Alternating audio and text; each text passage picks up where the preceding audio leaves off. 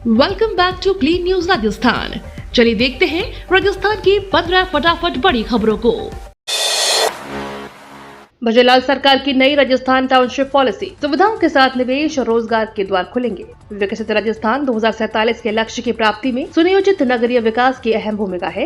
इससे आर्थिक गतिविधियों को तेजी से बढ़ावा मिलता है, जिससे बुनियादी ढांचे में निरंतर सुधार आने के साथ साथ निवेश और रोजगार के अवसरों में वृद्धि होती है। इसी लक्ष्यों की प्राप्ति के क्रम में मुख्यमंत्री भजनलाल शर्मा की अध्यक्षता में आयोजित मंत्रिमंडल बैठक के नई राजस्थान टाउनशिप पॉलिसी का अनुमोदन किया था, जिससे राजस्थान सुनियोजित नगरीय विकास के क्षेत्र में अग्रणी राज्य बन सकेगा। पॉलिसी के अनुमोदन के बाद मुख्यमंत्री भजनलाल शर्मा ने कहा कि इससे आमजन को सुविधा तो मिलेगी, इसके साथ निवेश और रोजगार के द्वार भी खुलेंगे।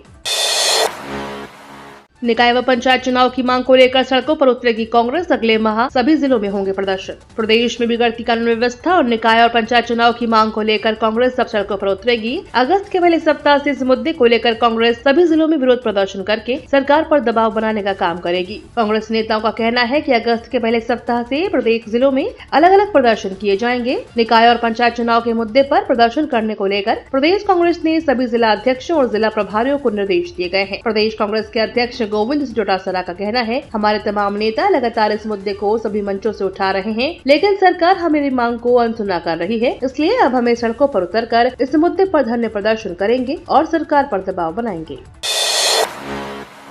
रथों के कारखाने से शिक्षकों के मंदिर तक अब खत्म हो रहा है रथखाना स्कूल का सफर। जयपुर की सांस्कृतिक धरोहरों में शामिल रथखाना, जहां कभी महाराजा के शाही रथ बनते थे, अब शिक्षा विभाग के एक फैसले की भेंट चढ़ गया है। पंडित दीनदयाल उपाध्याय के नाम पर बना यह राजकीय उच्च माध्यमिक विद्यालय न केवल परकोटा क्षेत्र का इकलौता साइंस और कॉमर्स स्ट्रीम वाला स्कूल है, बल्कि ऐतिहासिक दृष्टि से भी जयपुर के 36 कारखानों की गौरवशाली कड़ी रहा है। स्कूल मर्ज करने के आदेशों ने न केवल विरासत को नुकसान पहुंचाया है, बल्कि 12वीं कक्षा के विद्यार्थियों को बोर्ड परीक्षा से पहले भारी असमंजस में भी डाल दिया है। इतिहास के पन्नों में दर्ज इस स्कूल की पहचान अब प्रशासनिक फैसलों के गुम होती दिख रही है। एमसीसी की सेंट्रल काउंसलिंग के लिए रजिस्ट्रेशन शुरू। नेशनल टेस्टिंग एजेंसी के आयोजित नीट यूजी परीक्षा के परिणाम के आधार पर ऑल इंडिया 15% कोटा की सेंट्रल काउंसलिंग शुरू हो गई है। इसके तहत एमबीबीएस, पीडीएस और बीएससी नर्सिंग 2025 के लिए प्रवेश मिलेगा। कैंडिडेट्स इसके लिए रजिस्ट्रेशन ऑनलाइन करवा सकते हैं। दोपहर 2 बजे यह रजिस्ट्रेशन शुरू हो गए हैं। इसके लिए कैंडिडेट को मेडिकल काउंसिल कमेटी की वेबसाइट पर दिए गए लिंक के जरिए रजिस्ट्रेशन करवाना होगा। पहले राउंड के लिए कल से शुरू हुई रजिस्ट्रेशन प्रक्रिया 28 जुलाई दोपहर 12 बजे तक जारी रहेगी। कैंडिडेट्स इसमें 28 जुलाई दोपहर 3 बजे तक फीस जमा भी कर पाएगा। जयपुर की केसर बनी हिम्मत की मिसाल, 10 साल की उम्र में गंवाया हाथ, अब बनाया वर्ल्ड रिकॉर्ड। राजधानी से एक ऐसी कहानी सामने आई है जो न सिर्फ लोगों को आगे बढ़ने की प्रेरणा देती है, बल्कि यह भी सिखाती है कि मुसीबत में भी उम्मीद नहीं टूटनी चाहिए। जयपुर के निजी स्कूलों में 7वीं कक्षा की छात्रा और महज 13 साल की केसर पारेख ने अपने हौसले और मेहनत से न सिर्फ अपनी पहचान बनाई, बल्कि इंडिया बुक ऑफ रिकॉर्ड्स में भी अपना नाम दर्ज करवाया है। उन्हें अपनी इस कामयाबी का सर्टिफिकेट रविवार को हासिल हुआ। केसर अपनी सफलता का श्रेय अपनी मां को देती है। उन्होंने कहा, आगे जाकर वह एक कामयाब डांसर और सफल निशानेबाज बनकर अपनी प्रतिभा का लोहा साबित करना चाहती है। केसर ने यह भी बताया कि उन्हें स्केचिंग, पेंटिंग और ड्राइंग भी काफी पसंद है। दुनिया भर के सैलानियों की पसंद बना जयपुर, मिला वर्ल्ड क्लास रैंक। दुनिया के टॉप 5 पर्यटन शहरों में शामिल हुआ पिंक सिटी। राजस्थान की राजधानी जयपुर ने एक बार फिर वैश्विक मानचित्र पर अपनी विशेष पहचान दर्ज की है। अंतर्राष्ट्रीय स्तर की प्रसिद्ध travel magazine travel plus leisure की ओर से जारी वर्ल्ड बेस्ट अवार्ड 2025 में जयपुर को दुनिया के टॉप 5 पर्यटन शहरों में स्थान मिला है। इस गौरवपूर्ण उपलब्धि पर उप मुख्यमंत्री और पर्यटन मंत्री दिया कुमारी ने इसे प्रधानमंत्री नरेंद्र मोदी की दूरदृष्टि और डबल इंजन की सरकार के सतत प्रयासों का परिणाम बताया है। राजस्थान में जूनोटिक बीमारियों का असर, 220 ब्रुसेलोसिस और 113 लेप्टोस्पायरोसिस के सामने आए। राजस्थान में लगातार हो रही भारी बारिश के बाद प्रदेश के कई इलाकों में जूनोटिक बीमारियों का खतरा बढ़ गया है। चिकित्सा विशेषज्ञों के अनुसार लेप्टोस्पायरोसिस और ब्रुसेलोसिस जैसे संक्रमण तेजी से फैल रहे हैं। प्रदेश के अनेक स्थानों पर भारी बारिश के बाद जानवरों से इंसानों में फैलने वाली बीमारी के मामले लगातार बढ़ने लगे हैं। लेप्टोस्पायरोसिस और ब्रुसेलोसिस एक ऐसी बीमारी है जो जानवरों से इंसानों में फैलती है। चिकित्सकों का मानना है कि इस बीमारी के मामले आमतौर पर हर साल देखने को मिलते हैं, लेकिन बारिश के समय सबसे अधिक खतरनाक होती है। और यदि सही समय पर इलाज नहीं मिले तो संक्रमित मरीज की जान तक जा सकती है। चिकित्सा विभाग द्वारा जारी किए गए आंकड़ों के माने ब्रुसेलोसिस बीमारी के मामलों में तेजी से बढ़ोतरी हो रही है। अभी तक इस बीमारी के 220 मामले सामने आ चुके हैं। सबसे अधिक 47 मामले जयपुर से देखने को मिलते हैं। राजस्थान स्टेट ओलंपिक एसोसिएशन की बैठक निष्क्रिय और विवादित खेल संघों की मान्यता खत्म। राजस्थान स्टेट ओलंपिक एसोसिएशन की साधारण सभा की वार्षिक बैठक जयपुर में हुई। राजस्थान ओलंपिक एसोसिएशन के अध्यक्ष तेजस्वी सिंह गहलोत की अध्यक्षता में हुई इस बैठक में प्रदेश में खेलों के विकास और खेल संघों की कार्यप्रणाली की पारदर्शिता के लिए कई अहम फैसले किए गए। वहीं बैठक के दौरान निष्क्रिय और विवादित खेल संघों की मान्यता खत्म करने का निर्णय भी लिया। बैठक में राजस्थान ओलंपिक संघ ने एफिलिएटेड मेंबर्स, गैर ओलंपिक खेलों के प्रतिनिधि और जिला ओलंपिक संघों के प्रतिनिधि शामिल हुए। राजस्थान खेल परिषद के सचिव राजेंद्र सिंह सिसोदिया भी एजीएम में मौजूद रहे। बैठक के बाद एसोसिएशन के सचिव सुरेंद्र सिंह ने बताया कि करीब 3 घंटे से ज्यादा चली बैठक में एजेंडा के अनुसार कार्यवाही हुई, जिसे सभी सदस्यों ने ध्वनिमत के साथ पारित कर दिया। डोटासरा के बयान पर भाजपा ने कहा, उनके पेट में दर्द क्यों, सरकार के खिलाफ नहीं मिल रहा मुद्दा।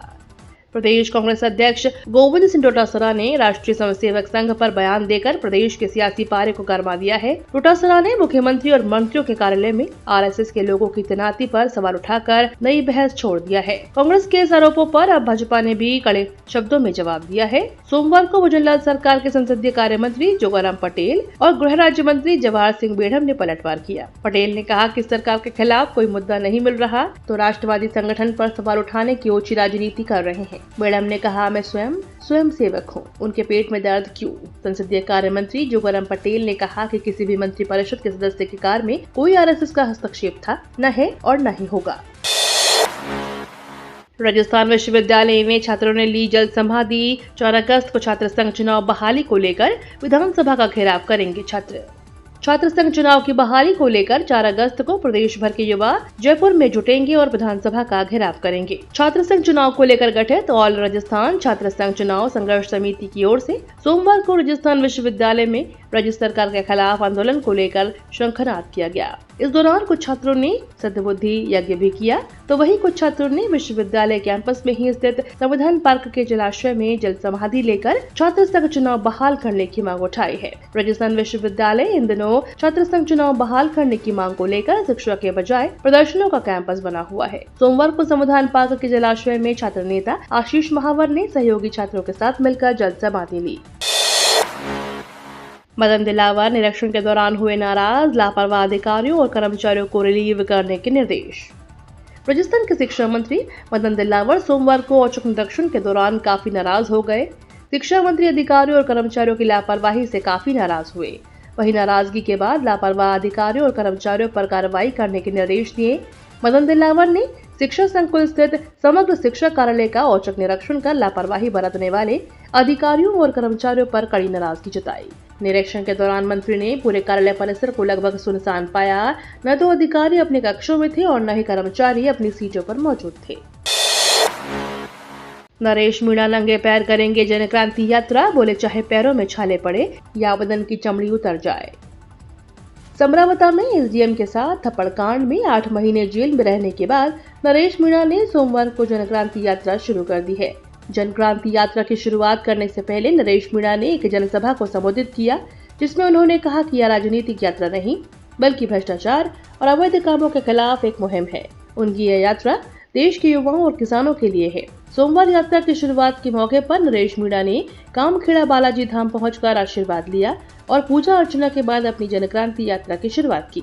यात्रा शुरू करने से पहले एक जनसभा को संबोधित करते हुए नरेश मीणा ने कहा कि यात्रा का मकसद है कि भ्रष्टाचार और मिलावटखोरों के खिलाफ कठोर कानून बनाया जाए। उदयपुर फाइल्स की रिलीज पर रोक बरकरार, केंद्र ने मेकर्स फिल्म से 6 कट लगाने के दिए सुझाव। उदयपुर फाइल विवाद मामले में सुप्रीम कोर्ट और केंद्र सरकार की प्रतिक्रिया आई है।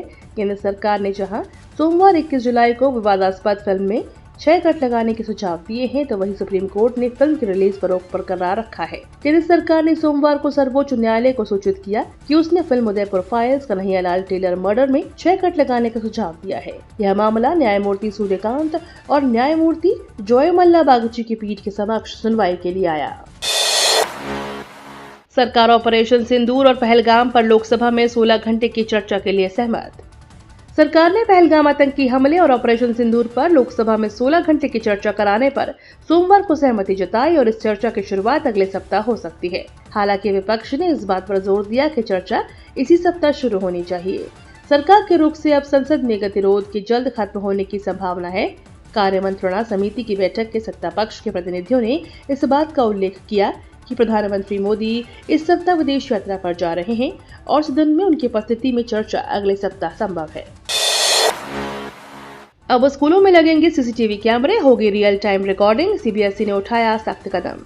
केंद्रीय माध्यमिक शिक्षा बोर्ड ने स्कूलों में बच्चों की सुरक्षा को लेकर बड़ा और सख्त कदम उठाया है। सीबीएसई के सचिव हिमांशु गुप्ता ने कहा कि छात्रों की सुरक्षा स्कूल की सबसे बड़ी जिम्मेदारियों में से एक है। केंद्रीय माध्यमिक शिक्षा बोर्ड ने संबंधित मानदंडों के संशोधन करते हुए स्कूलों में शौचालयों को छोड़कर अन्य सभी स्थानों पर वास्तविक समय की ऑडियो और विजुअल रिकॉर्डिंग वाले सीसीटीवी कैमरे लगाना अनिवार्य कर दिया है। सीबीएसई के सचिव हिमांशु गुप्ता ने कहा कि छात्रों की सुरक्षा स्कूल की सर्वोच्च जिम्मेदारियों में से एक है और यह सुनिश्चित करता है कि छात्रों को स्कूल में एक सुरक्षित और सुसंगत माहौल मिले।